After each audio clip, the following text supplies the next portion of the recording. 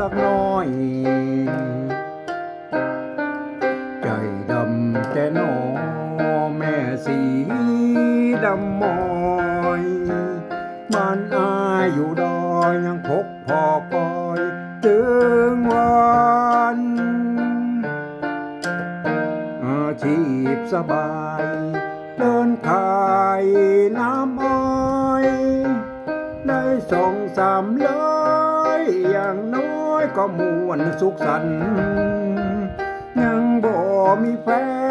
นเห็นหายกูวันห้องเพลงหำปันหากูนอนเคียงมาเตะงามงอนหลังคาบง่ายตอนจะนอนเล่นหยอกเขี้ยวแต่บัดนี้บ่มีภายและเหลวอยู่ตัวคนเดียวสั่งมางอมงานมีลูกสักคนกับน้องหน้ามนเอาไว้พอเล่นเอาไว้หนวดเส้นเอ็นในยามแก่เฒ่ากินอยู่พอเพียงบ่มีหม่องเศร้านอชีวิตเฮานึกว่าฝันไป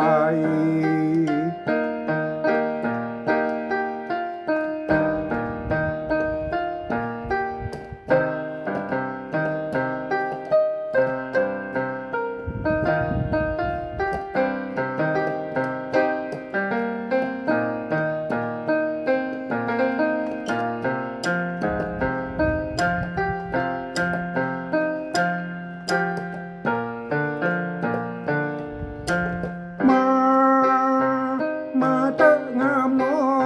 นหลังคาบง่ายตอนจะนอนเล่นหยอกเขี้ยวแต่บัดนี้บ่มีภายและเหลวอยู่ตัวคนเดียวสั่งมางอมงาน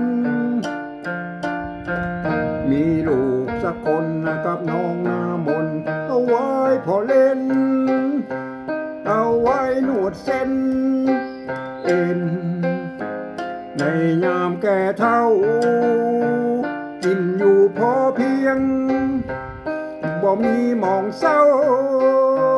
นอชีวิตเฮานึกว่าฝันไป